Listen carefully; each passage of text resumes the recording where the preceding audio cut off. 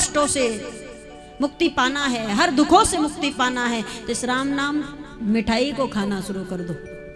उसको ज्यादा खाओगे बीमार हो जाओगे, इसको ज्यादा खाओगे तो भगत बन जाओगे।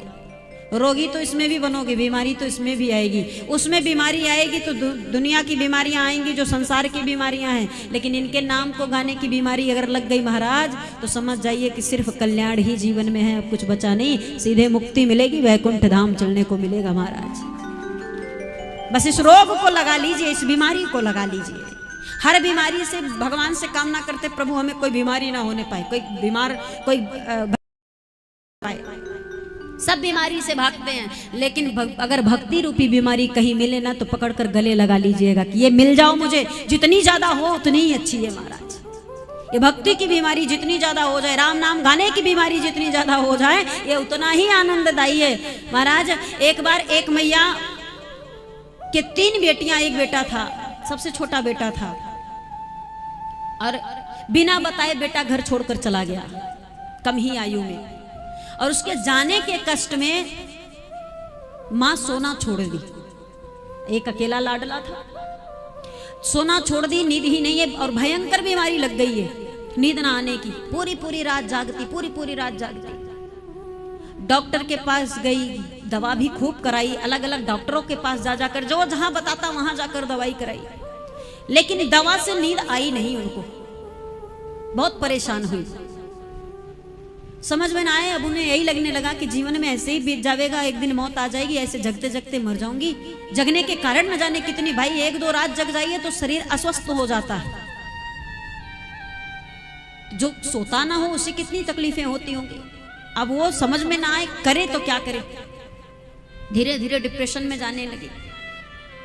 एक दिन कथा चल रही थी, ऐसे कथा में आ गई महाराज, और कथा में जब आई, अब किसी को पता नहीं ना कि यहाँ किसको क्या बीमारी है। अब हम बोल रहे हैं कथा, हमें नहीं पता ना कि यहाँ किसको कौन सा कष्ट है, कौन सी बीमारी है, लेकिन अगर किसी के बारे में वो बीमारी हो, वो कष्ट हो, और उसके बारे में सामने वाला बोल रहा है तो वो व्यक्ति और गौर से सुनेगा, अरे ये तो मेरी ही कहानी सुना रहे, मेरे ही बारे में बता रहे, तो उस बीमारी का हर व्यक्ति इलाज ढूंढता, जैसे वो मैया हर जगह ढूंढती रही। तो कथा में आई, कथा में बैठी, कथा सुनने लगी, और एक व्यक्ति बड़े भाव से कथा सुनने रोज आते थे, लेकिन समस्या ये थी कि आते 3 घंटे की कथा में मात्र 15-20 मिनट जगते थे, उसके बाद सो जाते थे, उसके बाद आरती में ही जगते थे, पूरी कथा सोते थे, किनारे टेक ले लेते खंभों का और खूब सोते बढ़िया।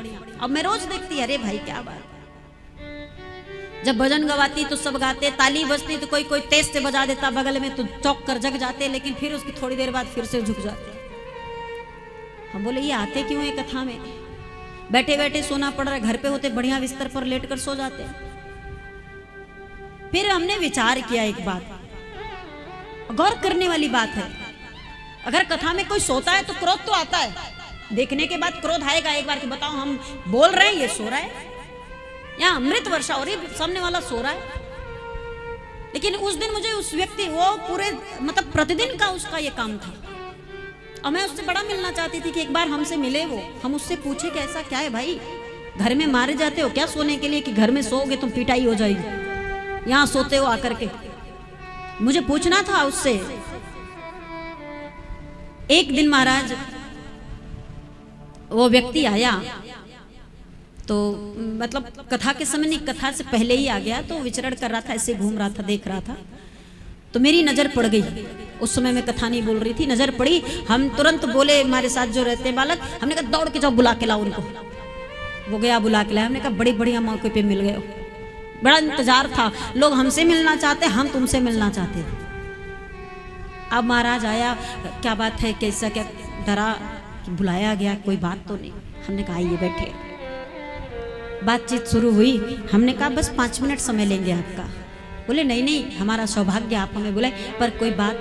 हमने कहा बाबूजी मैं रोज देखती हूँ आप कथा में आते हो, प्रतिदिन आते हो। बोले हाँ। क्या आते हो 10 से 15-20 मिनट जगते हो, उसके बाद गजब की नींद सोते हो, आपको देखकर लालच लगता है कि ऐसी नींद हमको भी आए तो अच्छी बात।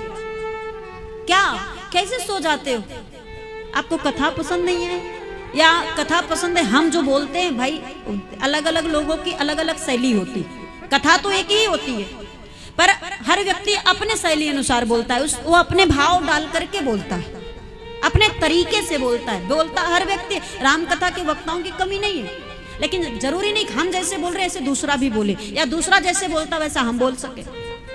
तो प्रस्तुतिकरण सबका अलग होता है, शब्दकोश सबका अलग होता है, शैली सबकी अलग होती है, सब अपने अपने अलग अलग भाव डालकर, जैसे भगवान को कोई पिता समझता, कोई पति समझता, कोई पुत्र समझता है। जो पिता समझता वो पिता के भाव से बोलेगा, जो पुत्र समझता वो पुत्र के भाव से बोलेगा। तो सबका अपना अपना भाव अलग अलग होता है। हमने कहा बाबूजी हो सकता है कथा आपको पसंद हो, लेकिन हमारे बोलने की जो तरीका है या शैली है वो ना पसंद, इसलिए सो जाते होंगे। बोले नहीं नहीं देवी जी। हमने कहा फिर? बोले मैं जीवन में जितना सुकून से आपकी कथा में सोया हूं ना, पूरा जीवन बीत गया कभी नहीं सोया। हमने कहा अरे कैसे सोए बाबूजी? बोले पता नहीं क्या ऐसा मिल जाता है कि 10-20 मिनट बैठने के बाद पता नहीं क्या आप परोस देती हो कि वो कान में गया कि नहीं, हम सो जाते हैं। हमने कहा इतने सारी संख्या में एक आपको अकेले तो सुनाती नहीं मैं कुछ अलग से कि आपको दे दी आप। बोले नहीं, एक अलग का सुकून, एक अलग की निश्चिंत हो करके बैठ जाना, शांति मन हो जाता है। जो शांति मिल जाती है, जो सुकून मिल जाता है, जो चैन मिल जाता है, तो नींद आ जाती है। मैंने अपने आप को बड़भागी समझा महाराज। हमेशा ये प्रश्न मन में उसको देखकर रहता था कि ये सोता है सोता है सोता है, लेकिन वो जब चले गए ना तो अपने आप को धन्य समझी, अपने राम जी से आकर धन्यवाद कही, राम जी बड़ा सौभाग्य है आज के इस माहौल में, आज के इस समय में, इस दुनिया में कोई विरले ही होगा जो सुकून की नींद सोता होगा महाराज, चैन की नींद सोता होगा। यहाँ जितने बैठे हैं अपने में खंगाल लीजिएगा कितने अच्छे से सोते हो। सुकून की नींद नहीं मिलती, सब कुछ मिल जाता है, लाखों रुपए रखे रहो महाराज पर चैन नहीं खरीद सकते हो, सुकून नहीं खरीद सकते हो, शांति नहीं खरीद सकते हो। हमने कहा मैं सौभाग्यशाली हूं कि इतने संतुष्ट हुए कि नहीं, लेकिन एक अगर चैन की नींद किसी को परोस दिया महाराज तो हमारी कथा तो यहाँ की सार्थक हो गई, और कुछ ना चाहिए। अब ये बात जैसे आज यहाँ बता रहे हैं, ऐसे ही वो मैया भी बैठी थी, चर्चा वहां भी चली। अब वो मैया रोने लगी तो हमने कहा क्या हो गया इनको, अचानक रोने लगी, कथा तो साधारण हो रही। तब उन्होंने अपने मन में एक गांठ बांध ली कि मैं जाऊंगी घर और ये जो बताई थी मैं कथा में इसका उपयोग करूंगी। वो घर गई, मोबाइल उठाई, मैं रोज बोलती हूँ ना अपने मोबाइल में राम कथा वैदेही डालिए तो हमारी कथाएं आएंगी, हमारी भजन आएंगे, तो वहां भी बताई थी। तो मैया गई अपने मोबाइल में राम कथा वैदेही डाली, और डालने के बाद महाराज सुनना शुरू की। एक भजन सुनी, 2 भजन सुनी, तीसरे भजन सुनते सुनते सो गई।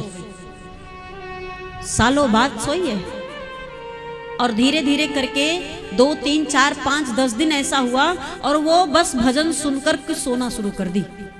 तब मेरे पास फोन आया, मैं वहां से चली आई, वहां से फोन आया, जो नंबर हैं यूट्यूब पर चलते हैं या फिर बैनर में लगे, फोन आया। फिर मुझसे बात हुई तो उन्होंने कहा मैंने बड़े बड़े सर्जन को दिखाया, बड़े बड़े डॉक्टरों को दिखाया, समझ में नहीं आ रहा था कि नींद कहाँ चली गई। मेरा जब से मेरा बालक गया तब से मैं सोई नहीं थी, लेकिन आपके भजन में ऐसा क्या है कि सो जाते हैं। हमने कहा मेरी भजन में नहीं, वो राम जी का भजन है।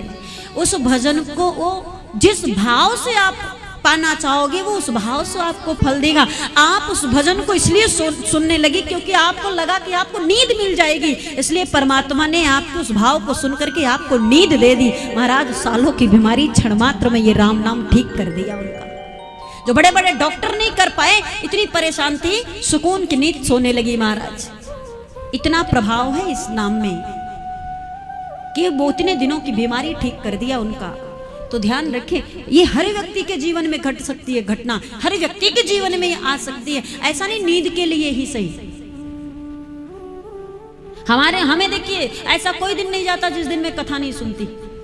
बिना कथा सुने मुझे चैन नहीं आता है। मैं खुद बोलती हूँ फिर भी सुनती हूँ, अपना नहीं सुनती, मुझे पता है मैं बढ़िया नहीं बोलती, मैं औरों का सुनती हूँ, अपने गुरुजी का सुनती हूँ, श्रेष्ठ महापुरुषों का सुनती हूँ, क्योंकि कथा तो है हरि अनंत, हरि कथा अनंता, ये अनंत है, जितना सुनो उतना आनंद है। तो मैं प्रतिदिन कथा सुनती हूँ, मुझे भी बिना कथा सुने चैन नहीं आता।